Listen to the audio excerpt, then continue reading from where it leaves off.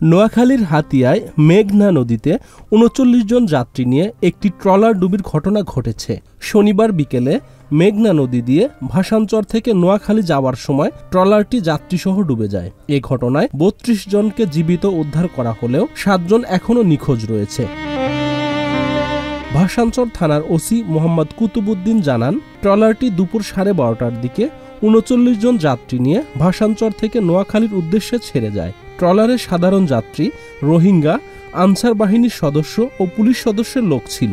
ট্রলারটি তীরের কাছাকাছি গেলে বিকেল 4টার দিকে ঝড়ের কবলে পড়ে। এ সময় ঢেউয়ের কারণে ডুবোচরের সঙ্গে ধাক্কা লেগে ট্রলারটি ডুবে যায়।